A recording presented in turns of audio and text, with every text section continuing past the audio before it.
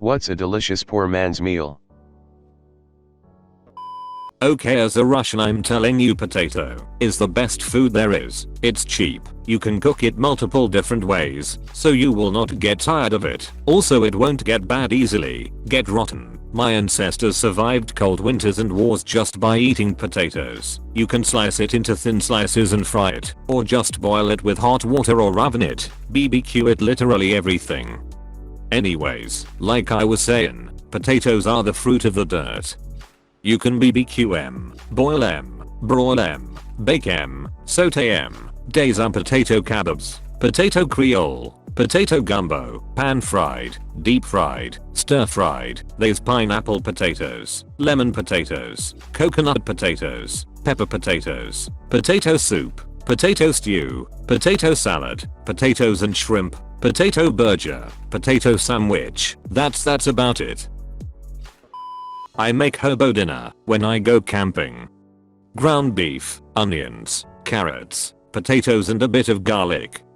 Wrap it in tin foil, I prefer the non-stick kind, and throw it on some coals in your campfire. My friends who have never camped with me are always impressed. Spog, salt, pepper, onion, garlic, is a basic seasoning base in the cooking world that's used in a crazy amount of food. That shit is amazing without adding other flavors, but you should add some smoked paprika to the mix anyway. I use it as a base for most things I'm cooking, if I'm in a rush. It's also my go-to for when I'm grilling steaks, though I do add a dash of Worcestershire sauce, and then top the steaks with melted butter when I flip them. The butter makes it all worth it, and the steaks are never bad. Baked potato with cheese and broccoli on top.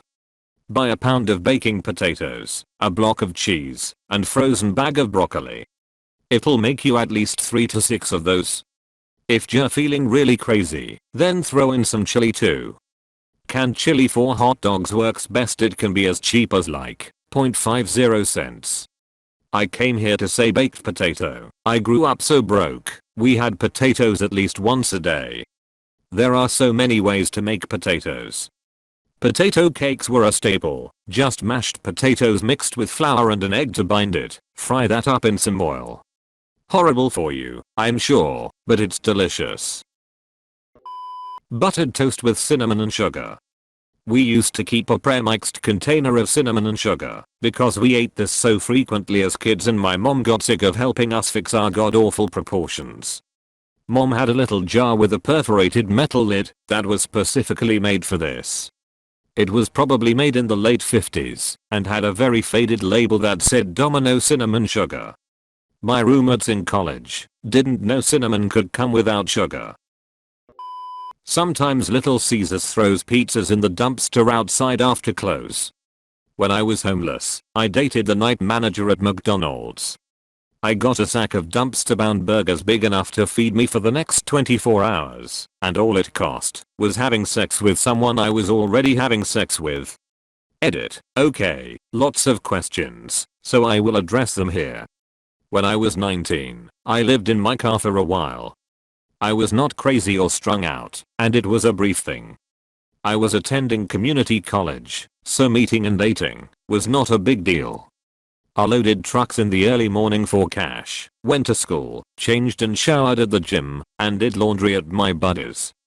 After about a month, I had saved enough to get a shared apartment. It was actually pretty fun. Also, it was the early 80s and things were more relaxed then. Randy, you're not going to whore yourself out for cheeseburgers again, are you? A man's gotta eat. $10 or 6 Dairy Queen coupons. Congee. Add rice and lots of water to a pot. Can keep it plain, or sprinkle some chicken bouillon powder and fresh ginger slices. Cook until it reaches creamy porridge consistency. Top your bowl with scallions. I make this when I'm feeling sick, since it's easy on the stomach. Okay. Here are some tips from my Cantonese grandma, who had been doing this for the last 60 years. Marinate them rice in sesame oil overnight in the fridge. Just enough to coat the rice granules. Makes a better consistency. Short grain is best. For a bad time, use basmati/brown rice. Scallions are awesome. Coriander is good too if you're one of those lucky people who is blessed with the genes to enjoy them. Deep fried garlic mince brings all the boys to the yard. If you're feeling rich, throw in a bunch of dried scallops. If you're using dried scallops, don't add any salt until scallops are properly cooked. Dried scallops have quite a lot of salt content and it all gets released once they soften up. Drop an egg in right at the end and let the heat cook it. Have to be room temperature egg, otherwise it won't cook well enough. Best is when yolk is almost runny. Drop in some Chinese rice wine at the end for something different. If you're feeling lazy, throw it all in a rice cooker with about 3x the amount of water you'll usually use. When it's done, it'll still look like rice, but you'll have to stir it up a little to make them into congee. Add boiling water for desired consistency. If you have to boil them on the stove, use high heat not low. High heat makes it boil and keeps it circulating. Low heat lets it sink to the bottom and hence is more prone to burning. Once it burns, the whole pot of congee is ruined. If you absolutely have to salvage burnt congee, do not scrape the bottom, because scraping it will release even more burnt congee. Add lots of ginger/garlic to try masking the burnt flavor. But I think you're better off disposing it and chalk it up to lesson learned. Congee is cheap. Life is too short for bad congee. If you have roast duck, save the bones/neck. Boil them into a broth and juice the broth to make the congee. Add shredded roast duck meat to top it off. If you can get some bacon bones, boil them into a broth and juice them to make the congee. Having prawns? Why not save the shell/heads and boil them into broth to make congee? In fact, use any broth to make congee. Better than using water by itself. Chicken bouillon works, but I feel it has less oomph to it. Another way to add flavor is to boil some chicken breast and use the broth to make congee. Shred chicken breast into thin strips, to be added later on to congee. This makes a healthier congee with very little chicken fat, lots of protein. Crispy yaoxiao goes very well with congee. That crispy yaoxiao coated in soft tasty bits of congee give a very sexy play on mouthfeel. Pepper is good with congee. Doesn't matter black or white. I suggest getting your hands on some Sarawak pepper. They're the best. Some people like their congee spicy. I suggest getting some chili oil and add to your liking. If you like century eggs, it goes very well with congee too. If you don't like century eggs, why not crack in a salted duck egg? If you've got some boiling hot congee, throw in some thinly sliced fresh fish fillet and let the heat cook them away from the stove. We'll almost always cook them to a perfect consistency. We usually use herring fish, but I suppose salmon will work well too. Serve congee in clay pots, if you have some. Clay pots retain heat very well and keep congee hot longer. But if you do the above, I don't think your congee will stay in your bowl for very long. Bonus scallop egg congee I made in a rice cooker. Doesn't look much but it tastes amazing. Edit sap. Grandma pretty much raised me with my parents working crazy hard to keep me clothed, fed, and educated. Congee brings back memories of times when I was too sick to properly stomach solid food. It has become a comfort food now.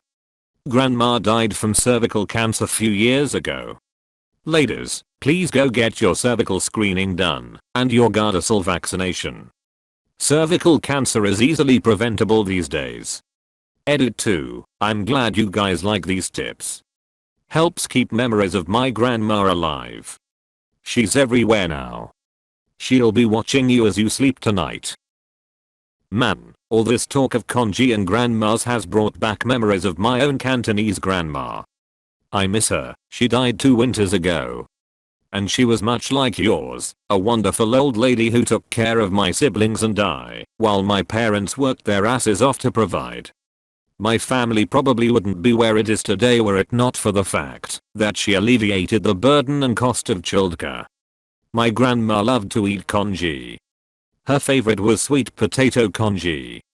It was plain congee, cooked with water, but loaded with chunks of sweet potato. I didn't like it much as a kid, but now that I'm older I think I'd like it more. I haven't eaten sweet potato congee for years, not since before she had to go to a nursing home following health complications. I kinda wanna ask my mom if we can eat some soon.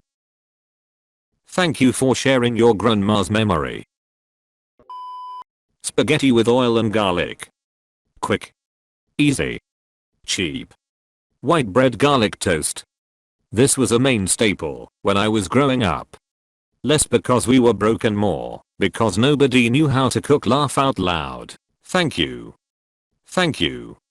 Please like and subscribe or else. Laugh out loud. I love you.